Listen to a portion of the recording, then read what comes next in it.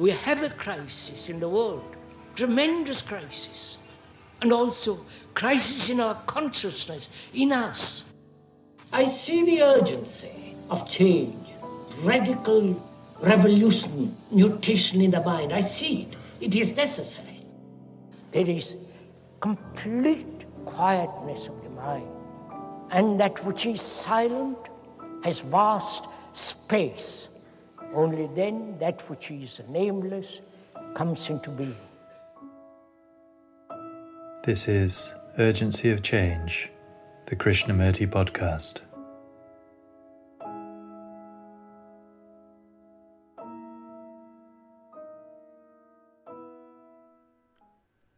The most creative energy has no identification. It comes with freedom, and that energy is creation. Hello and welcome to episode 112 of Urgency of Change. Season 3 of the Krishnamurti podcast continues with the format of carefully chosen extracts from the philosopher's talks. Each weekly episode focuses on a theme explored by Krishnamurti, and the aim is to represent his different approaches to these universal topics.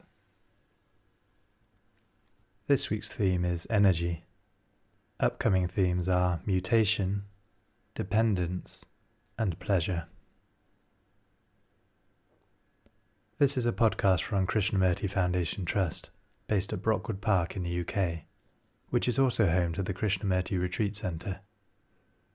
Situated in the beautiful countryside of the South Downs National Park, the Krishnamurti Centre offers quiet retreats for those wishing to inquire into themselves in the light of Krishnamurti's teachings. Please visit krishnamurticentre.org.uk for more information. You can also find our daily quotes and videos on Instagram and Facebook at Krishnamurti Foundation Trust. If you enjoy the podcast, please leave a review on iTunes or Apple Podcasts. This week's episode on energy has 6 sections. The first extract is from Krishnamurti's second talk in Madras, 1986, titled, What is Energy? What is energy? This being one of the questions of the scientist. And they said energy is matter. Right? But previous to that, what is energy? You understand? It may be matter, it may be every kind of thing. But what is energy? Primordial energy. Who brought this energy about? Are you understanding what I'm talking about? I'm not sure. Because this has been a very, very serious question. So we are together taking a long journey into this. Together, you and I are walking up the same street. You're not just following the speaker. You're not just, yes, that sounds very good. So did the Upanishads and Gita and all that Bill had said. So we'll understand. It's a bit like that. First of all, one has to have great doubt. Right? Great skepticism. Right, sir? No, don't agree, please. Don't agree. You don't doubt anything. You accept everything. So doubt, skepticism of your own experience, of your own thoughts, of your own conclusions, doubting, question, not accepting a thing from any book, including mine. I'm just a passerby, it's not important. And We are going to inquire together. It's very important, please. Together. You know what that means? Cooperating together to build something, to inquire something, to see what is clear, what is doubtful, what is not clear. You are doing it. The speaker has done this, but you have to do it. So we are together walking up a very long stream. You can make that stream a very, very, very strong current. It will wipe you away, throw you onto the banks, or you can deal with it. So it requires your energy, right? It requires your energy. So we are asking, what is energy? That crow calling is part of energy. Right? The trees, the birds, the stars, the moon, the rising of the sun and the setting of the sun, it's all energy. Right? Probably you doubt it, but it doesn't matter.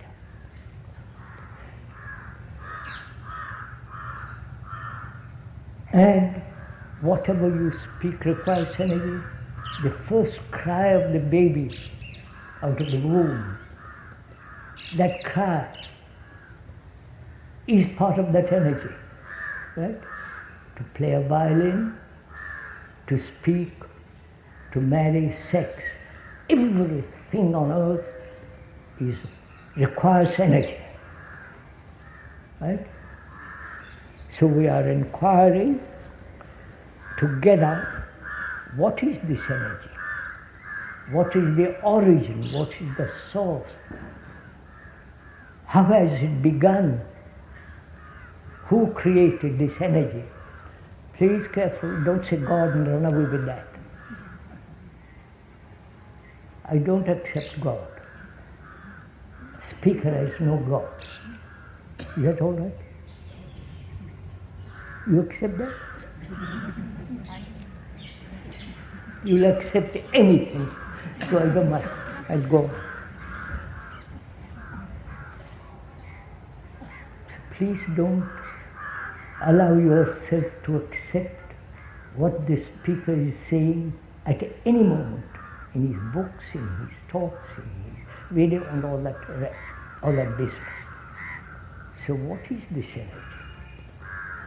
We cannot possibly exist without this energy, right?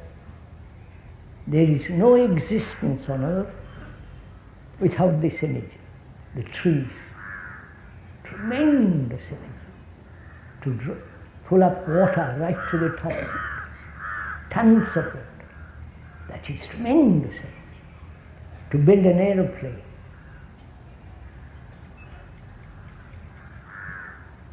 hundreds of people are responsible for it. Go to the moon and so on. So whatever we do or don't do is energy, right?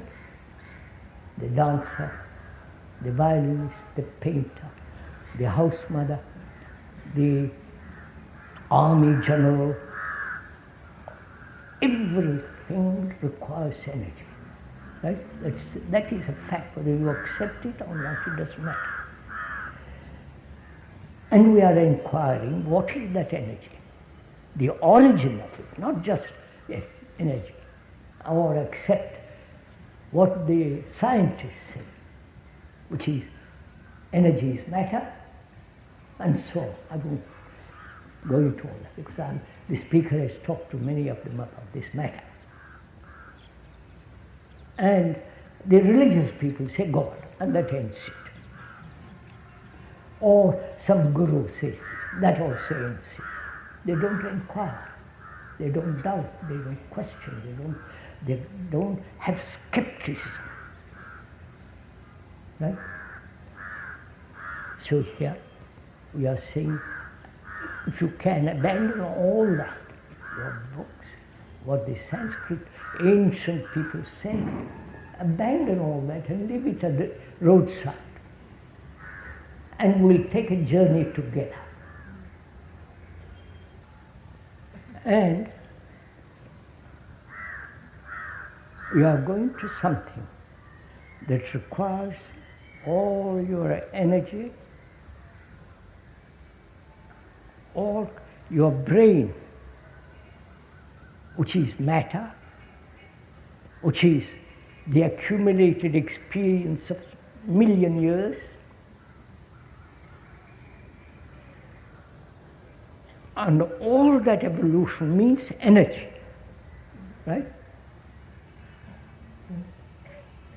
So I'm saying I'm asking myself, you're asking for yourself. So I begin to ask myself, is there energy which is not contained or stimulated or held within the field of knowledge? You understand? Within the field of knowledge. That is, within the field of thought. Then this requires, please don't agree with it. I like to blind myself.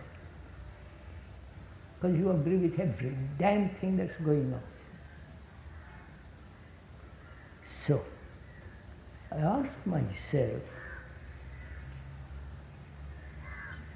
is there an energy which is not put together, stimulated, arranged by thought? You understand? Thought gives you a great deal of energy. To go to the office every morning at 9 o'clock or 8:30, thought gives you that energy, right? I must earn more money, I have a better house, right? Thought, thinking, gives you the energy. I believe it took 200 or 300 people or 3,000 people to build a rocket that went to the moon. Right? So, all that requires energy. To shake hands with you, to say how are you, to recognize old friends sitting across there. I'm glad I've lit up all the place. We can see each other. So, I ask myself, I know thought, thinking about the past, thinking about the future, planning for the present, that gives a tremendous energy, right? Right, sir? Thinking, I must build a house. So I go to the architect, I agree with him, and so on and so on. And you require a great deal of energy to be educated, right? From ignorance, as they call it. I'm not saying it is ignorance. From not knowing mathematics, you gradually learn, and energy. College, university, and then you become some kind of something or other. And you have a job. To that, every day of your life you go. Or you retire at an early age and die. So, thought, please understand this, very important if you will. Thought creates this energy to build an aeroplane. Think of what has gone into that. Hundreds of people have worked at it. Step by step by step.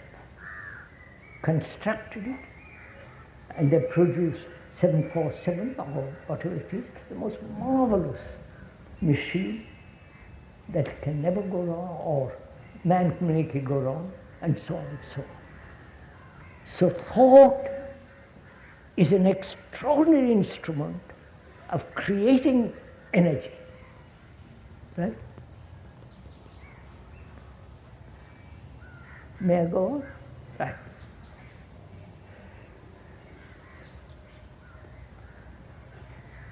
If one doesn't see that as an actual fact, then you're off the mark.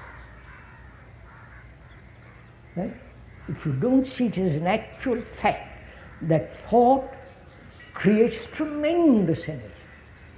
You want to become a rich man, you work like blazes to get a rich man. Right? You want to do some kind of crazy propaganda, and you work very hard. You join groups, sects, gurus, and all the rest of that business. So thought as an extraordinary instrument of engendering thought, right? Thought engendering energy.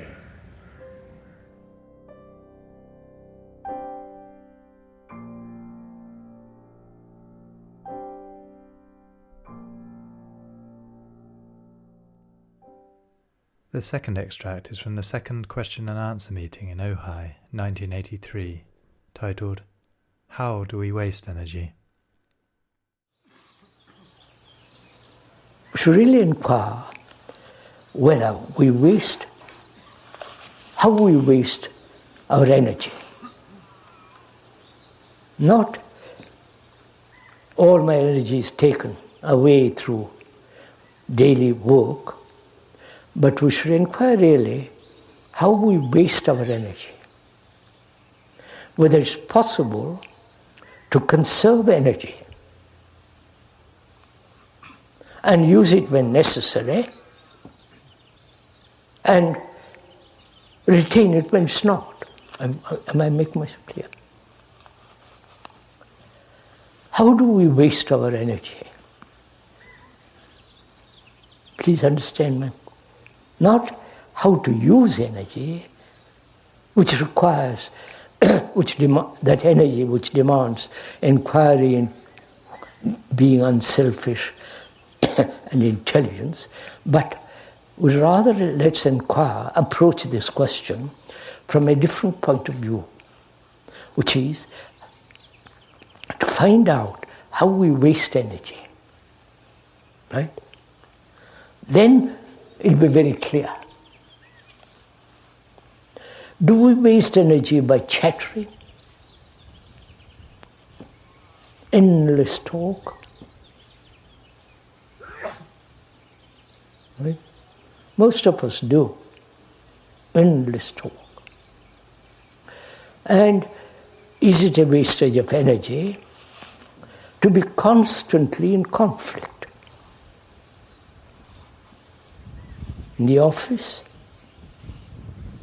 at home, and so on. Right? Is not conflict within oneself and outside a wastage of energy? Not how to be free of conflict for the moment, but to observe how we waste our energy. Conflict, the concept or an illusion that we are individuals, and so fighting everybody, right? Against everybody, enclosing ourselves in a little neurotic state, building a wall around ourselves through fear and so on. That's also a great deal of wastage of energy, right? And to pursue an ideal is a wastage of energy. Right? Not the ending of a fact.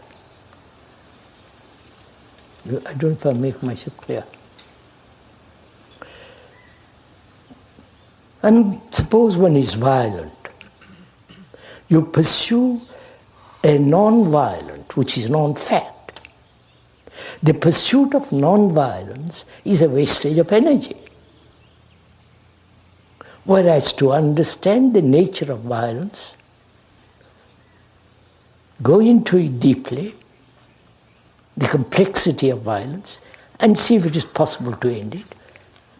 That's not wastage of energy. But to pursue a non-fact, which is the ideal, whether it's a political ideal or Marxist ideal, communist ideals, is a wastage of energy. Isn't it a wastage of tremendous energy, building armaments against each other? No? I don't know if you've been listening to some of the television explanations of how Russia is building up its armament, America. As you listen to it very carefully, it all seems so insane, so extraordinarily irrational. So one wonders if one is going mad.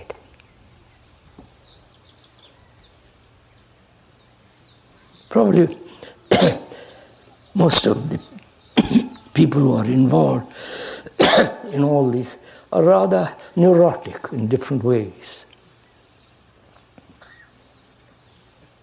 Probably most of us are.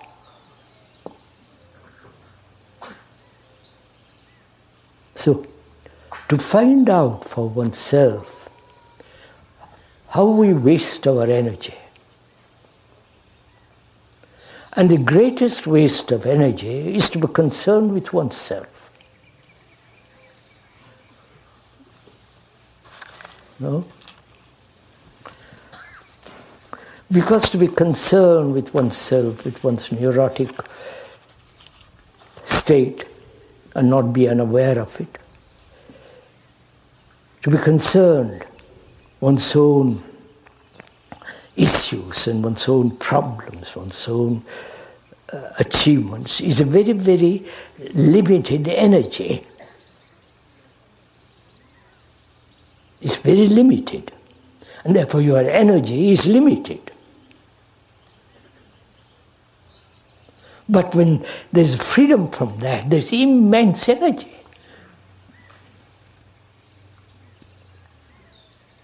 But to be free from that concern with oneself and with one's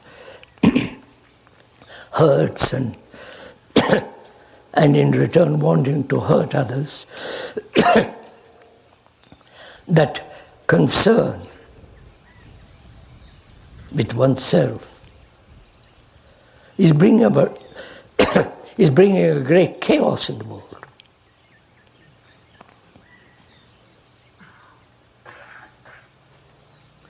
To seek one's own enlightenment, right? Following your own particular little guru is such a wastage of energy. We'll talk about it more when we talk about meditation.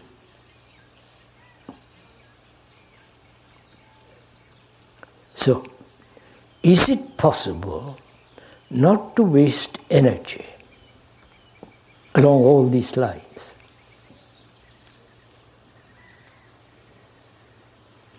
And if you have that energy, what will you do with it?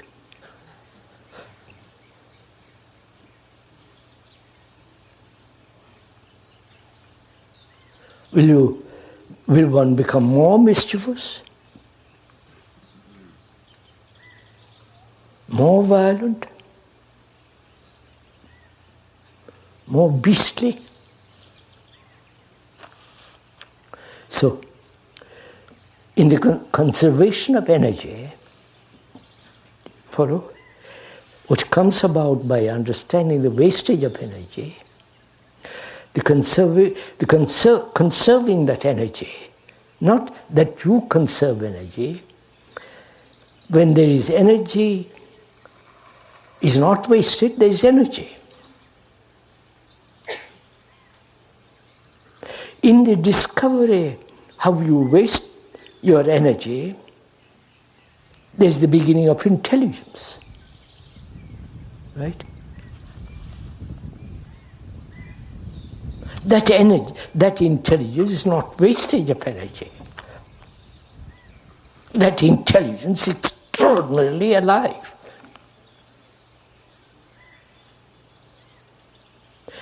One cannot possibly be intelligent if one is selfish.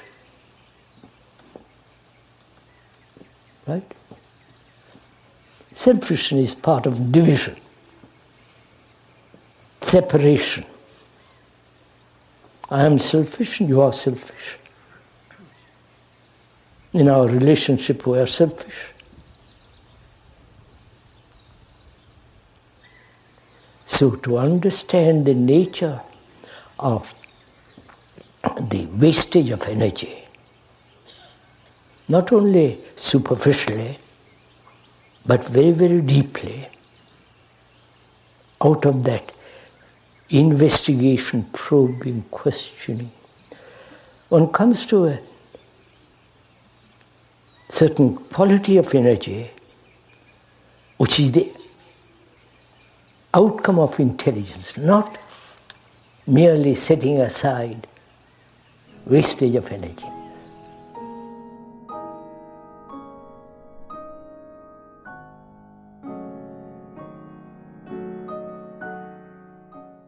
The third extract is from Krishnamurti's fourth talk at Brockwood Park in 1974, titled An Energy That Resolves Our Problems. So we are concerned, if we are not at all playing with things, with the transformation of the mind, with the content of our consciousness, and find out if there is a different kind of energy which will, if we can tap that energy, resolve our problems. That is the question which we are going to investigate together this morning. When we use the word investigate, we mean that we share this problem together. It's your problem, and we have to go into it. We have to find out, each one of us, not according to somebody else, not according to some authority or some psychologist or philosopher, find out for ourselves if there is a different kind of energy which might resolve our human problems. The traditional energy, the intellectual energy, which man has expanded throughout the centuries, has in no way dissolved our problems. Right? That's clear. Now we are inquiring into the possibility, if there is or if there is not, a different kind of energy which is non-contradictory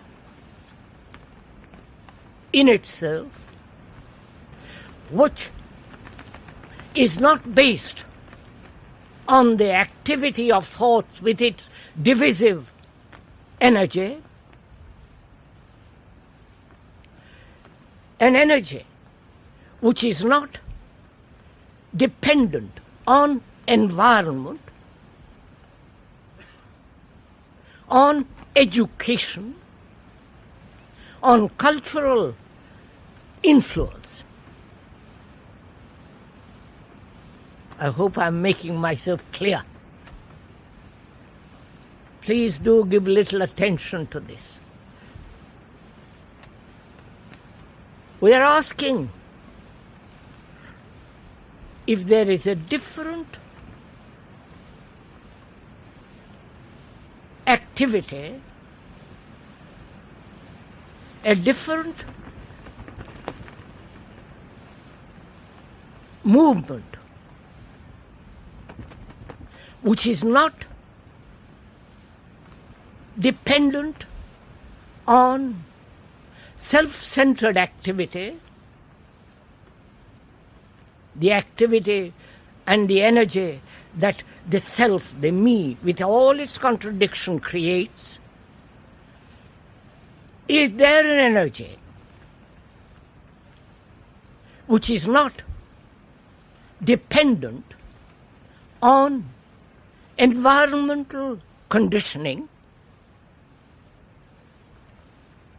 Is there an energy which is not,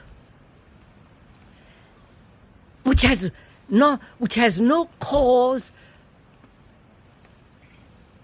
because cause implies time, and that's what we are going to inquire.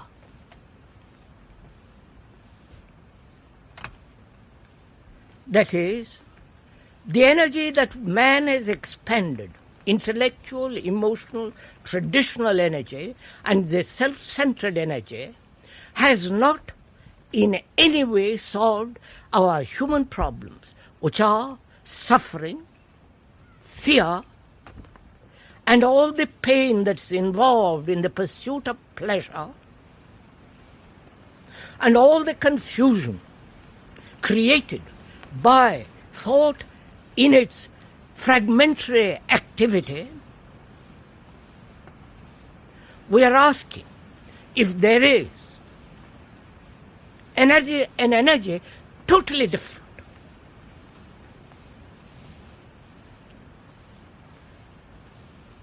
That is, we have only used a very small area of the brain.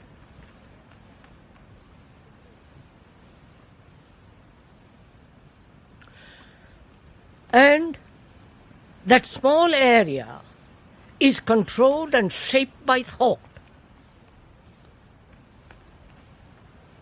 And thought, intellectually, emotionally, physically, has created a contradictory energy.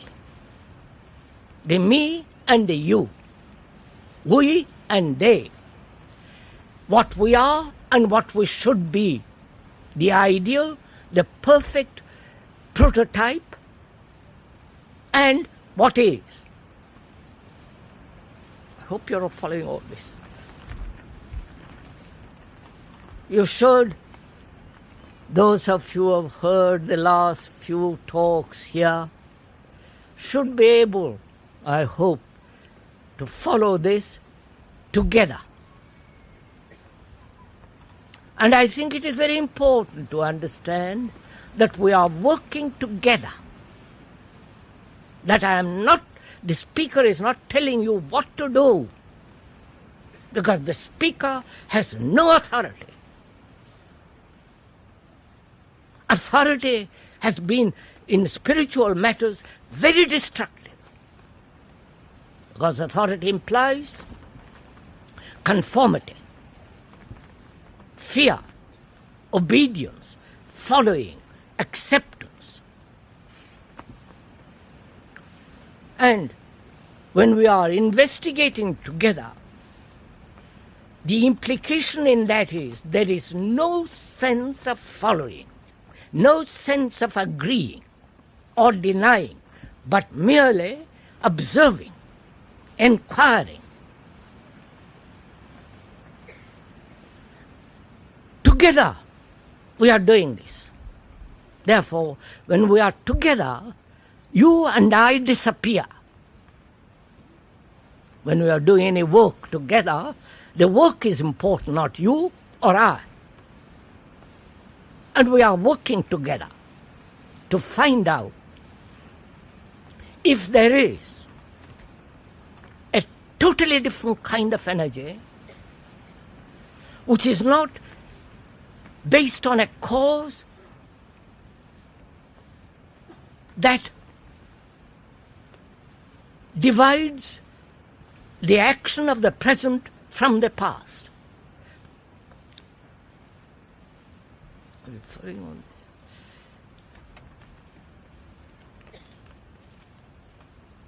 Now this inquiry implies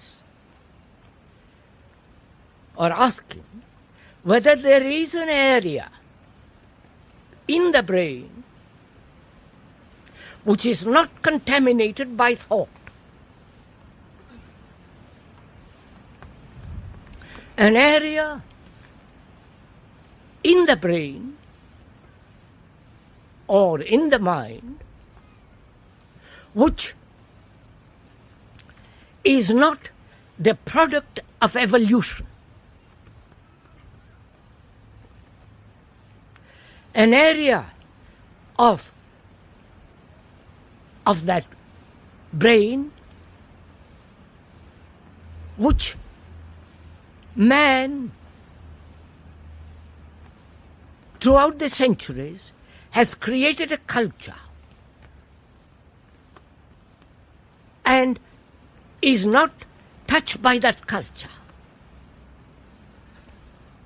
The inquiry into that is meditation. I hope you follow this.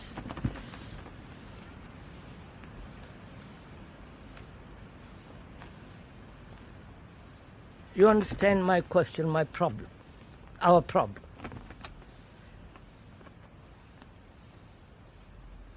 From ancient of times, we have used only one area of the brain, and a very small area, in which there has been conflict between the good and the bad.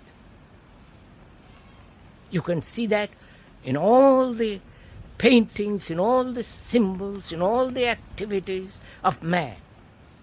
This conflict between the good and the bad, between what is and what should be, between what is and the ideal.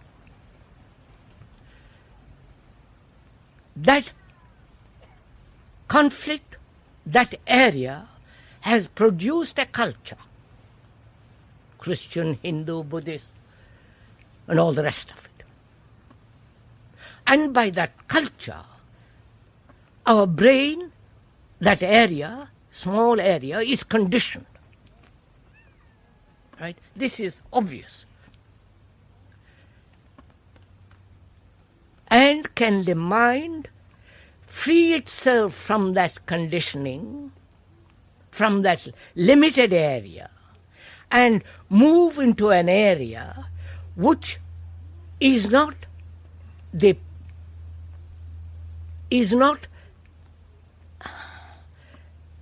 within the area of time, within the area of direction.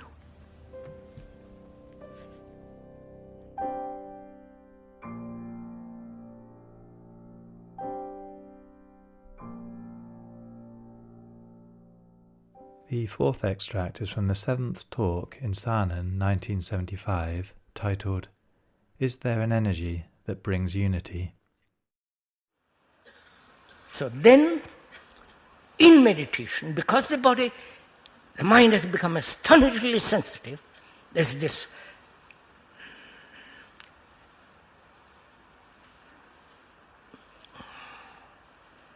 there's all this field of clairvoyance, right? Field of healing, field of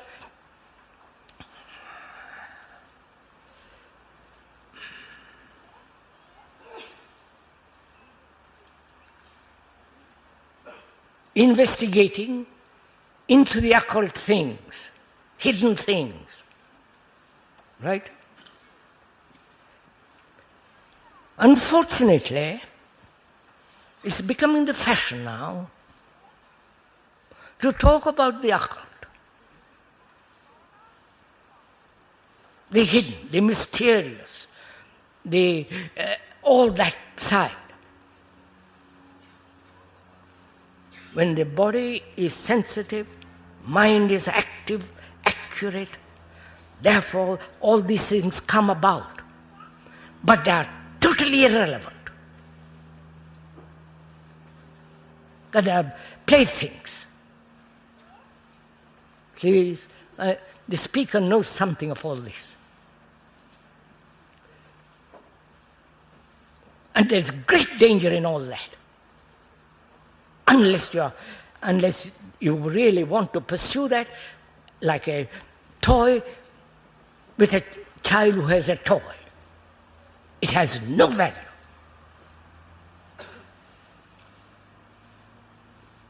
Now, so we can proceed to inquire, after clearing the ground, accurately, with the question, is there something,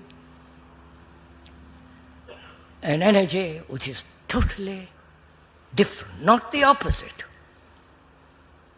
Because the opposite of the energy of thought is still its own opposite, is still the movement of thought. Therefore we are using purposely a word that is totally different.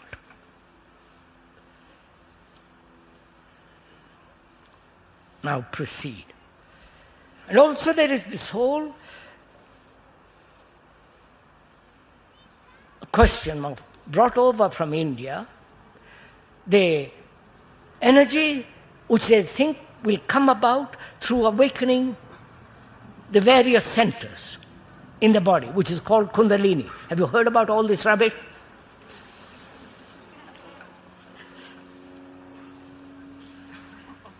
It isn't rubbish if you know what it is. But as you don't know, you are playing with rubbish. Please forgive me if I talk frankly about all these nonsensical, unreal things, unless you have gone into it. You cannot go into it unless you have brought order in your life.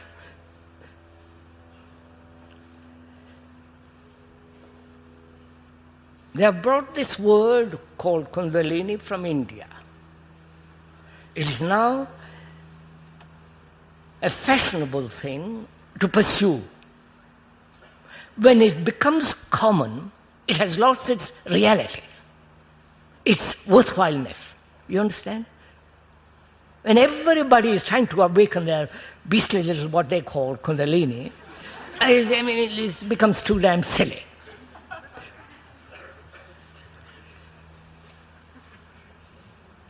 A truth, when made common, becomes vulgar and therefore no longer reality, no longer truth.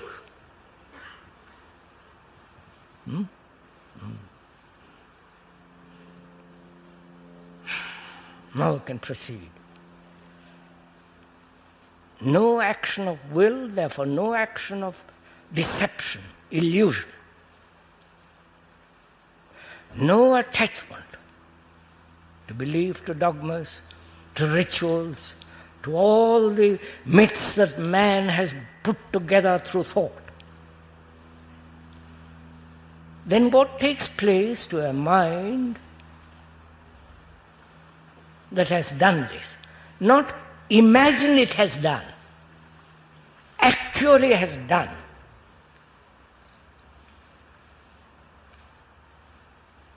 To such a mind, there is that quality of silence,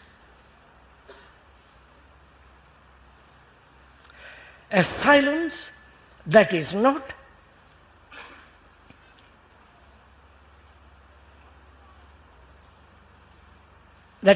between two noises, the silence that's not between two thoughts. Please watch it in yourself, you will see this. A silence that has not been put together by thought because it desires to be silent.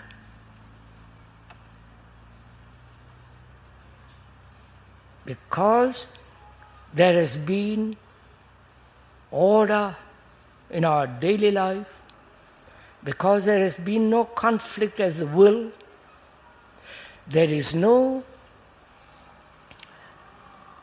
division politically, religiously,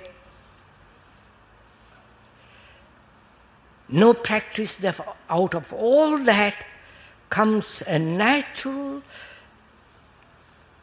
intelligence, natural sensitivity, and therefore a mind that is astonishingly quiet.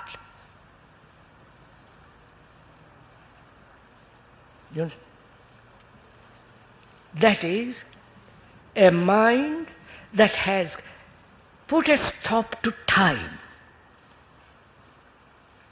Mind hasn't put it, but it has inevitably come about. That is, you understand what I'm saying? Time is a movement of thought as measure. Time is thought. And thought as measure is from here to there, psychologically as well as physically. And when there is this movement of time as achievement, as experience, as gaining something, it is still the activity of thought. And therefore, it is fragmentary, not whole. From that, when the mind has perceived the totality of thought, that is, the totality of the movement of thought, all its varieties, all its movements, all its subtleties, hidden and open. When the mind is totally aware of all that, then time to such a mind comes to an end.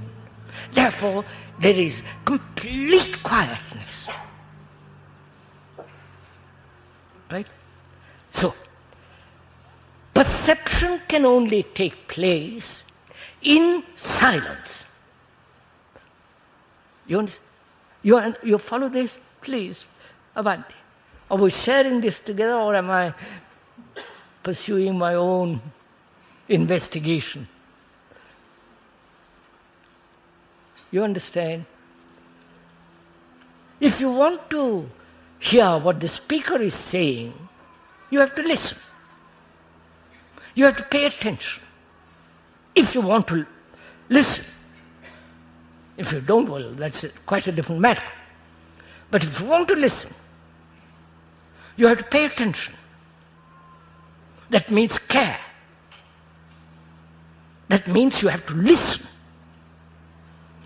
Listen without any prejudice, without any conclusion, comparing what you hear with what you already know. All those they inhibit, prevent listening. So, when you want to listen, you must be completely silent, naturally. When you want to see the mountains, the flowing of the water in a river, there must be total observation, not the observer observing. Right? So there is this silence.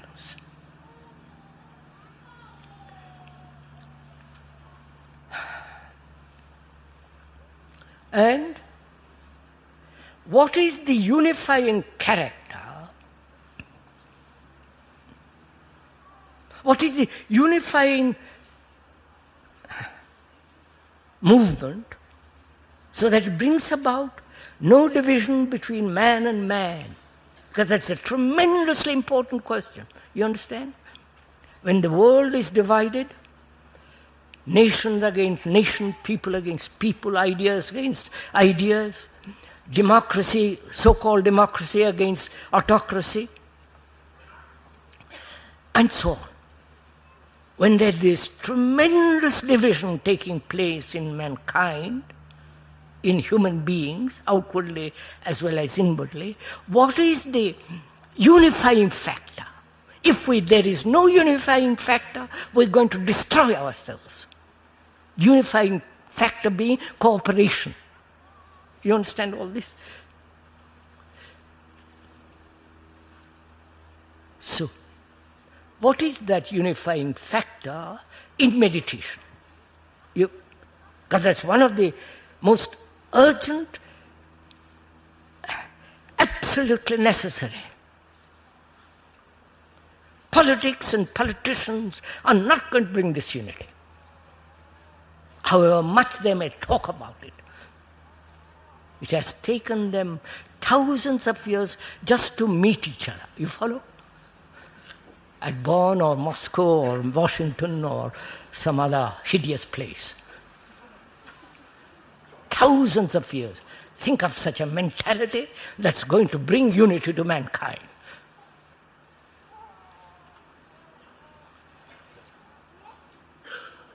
What is that factor? You understand? We are talking about a totally different kind of energy, which is not the movement of thought with its own energy. And will that energy, which is not the energy of thought, bring about this unity? You understand? Are you interested in this? For God's sake. This is your problem, isn't it? Unity between you and your wife. Unity between you and another. You see, we have tried to bring about this unity. Thought has sees the necessity of this unity and therefore has created a center. Like the sun is the center of this universe, holding all things in that light. So this center, created by thought, hopes to bring unity together, mankind together. Great warriors tried to do this, great conquerors. They did it through bloodshed. Religions have tried to do it. And those religions who have tried to do it brought about more division with their cruelty, with their wars, with their torture. Science has inquired into this. And because science is knowledge, the accumulation of knowledge and the movement of knowledge, which is thought, being fragmentary cannot unify. You understand all this?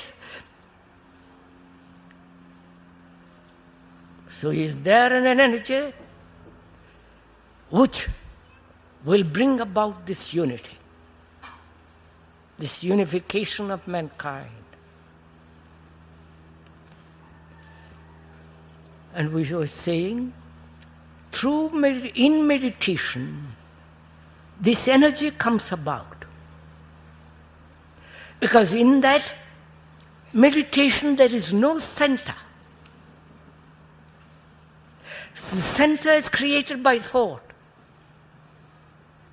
But something else totally different takes place, which is compassion.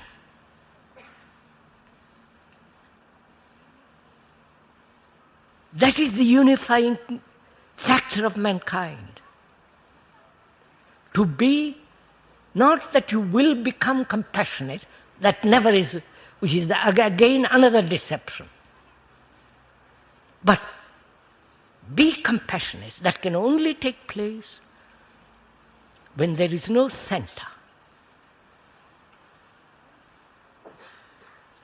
The center being that which has been created by thought which hope by creating a center, it can bring about a unity. Like a federal government, you follow? Like a dictatorship, like autocracy. All those are centers hoping to create unity. All those have failed. And they will inevitably fail.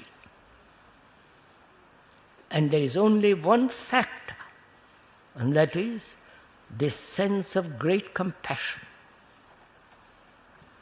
And that compassion comes when we understand the full width and depth of suffering. That's why we talked a great deal about suffering. Suffering not only of a human being, the collective suffering of mankind. You understand, sirs? Don't understand it verbally or intellectually, but somewhere else in your heart, feel this thing. And as you are the world and the world is you, if there is this birth of compassion, then you will inevitably bring about unity. You can't help it.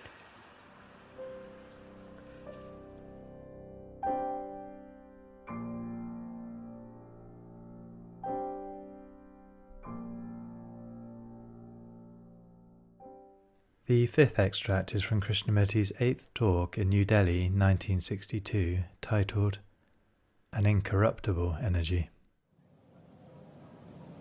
A mind has energy through resistance, through conflict, through contradiction. We all know that form of energy. But there is an energy which comes when there is no conflict of any kind, and therefore completely incorruptible. I'm going to explain presently. I mean by the mind the totality of consciousness and more. The brain is one thing and the mind is another. The brain, which is the result of time, which is sensation, which has accumulated knowledge through centuries of experience, that brain is conditioned. As also the total consciousness is conditioned. These words, consciousness and conditioning, are very simple. What you are, the educated, the unconscious, the accumulative mind, the accumulated consciousness of time, all that is consciousness, all that is you. What you think, what you feel, when you call yourself a Hindu, when you call yourself a Muslim or Christian, this or that, all this story about yourself is the total consciousness. Whether you think you are the supreme self or the greatest Atman or this or that, it's still within the field of consciousness, which is within the field of thought. And thought is conditioned. Now, in that state of conditioned resistance to life, you do create energy. The more resistance and more conflict, the more energy you have, of the most destructive, stupid kind, which is what is actually going on in the world.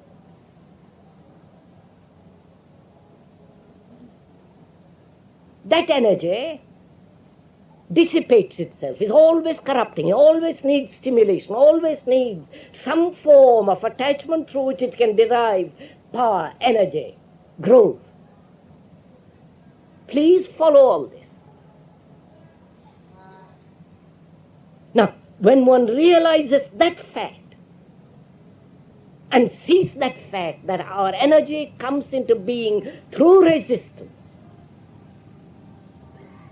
and when you have understood the whole story of contradiction which in yourself, then out of that, seeing the fact, there comes a different kind of energy.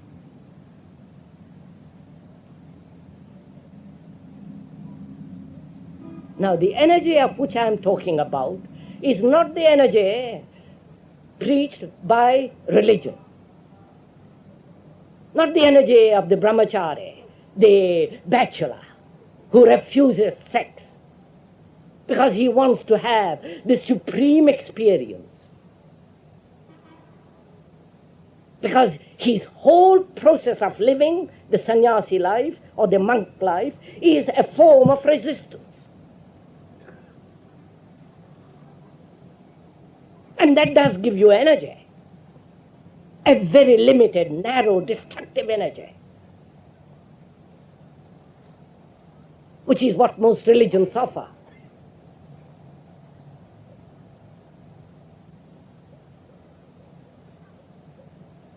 But what we are talking about is a totally different kind of energy. That energy is born out of freedom, not out of resistance, not out of self-denial, not out of ideational pursuits and disciplines. If you understand all these which I have been talking about and face these facts, then out of that comes an energy which is incorruptible. Because, you see, that energy is passion.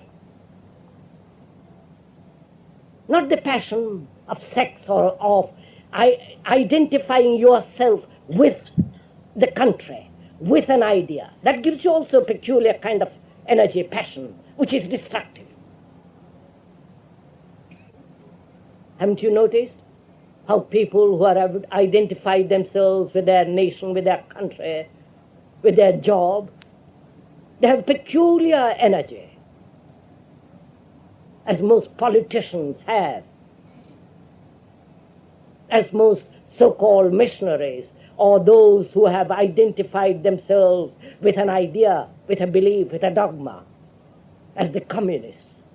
They have peculiar energy, which is most destructive.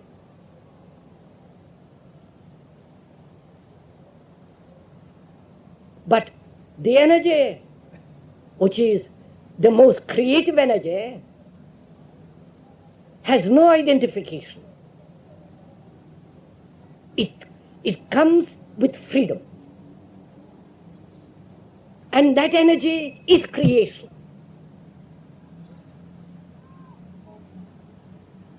You know, we have, man throughout the ages has sought God. Either denied it or accepted it.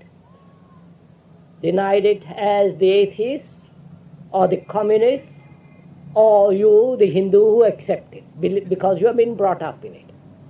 Because you have been brought up in the belief you are no more religious than the man who is being brought up in non-belief. We are all about the same. It suits you to believe in God, it doesn't suit him to believe in God. It's a matter of your education, of your environmental, cultural influence. But man has sought this thing throughout centuries.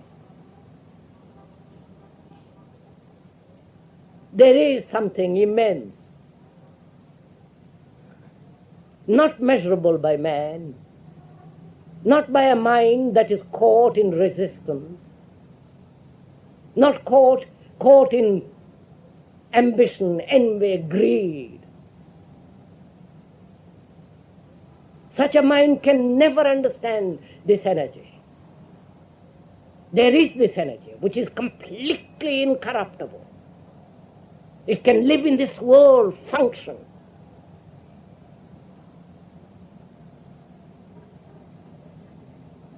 Every day it can function in your office, in your family. Because that energy is love. Not the love of your wife and children, which is not love at all. Because that creation, that energy is destructive. Look what you have done to find that energy. You have destroyed. You have destroyed everything around you, psychologically. Inwardly you have completely broken down everything that society, religion, politicians have built. So that energy is death. Death is completely destructive. And that energy is love. And therefore love is destructive. Not the tame thing which the family has made of it. Not the tame thing which religions have nurtured. So, that energy is creation. Not the thing that you write a poem or put in a marble. That is merely capacity or a gift to express something which you feel. But the thing we are talking about is beyond all feeling, beyond all thought. And a mind that does not find it, a mind that hasn't completely freed itself from society, psychologically, society being ambition, envy, greed, acquisitiveness, power, do what it will never find that. And we must find it. Because that is the only salvation for man. Because in that only there is real action. And that itself, when it acts, is action.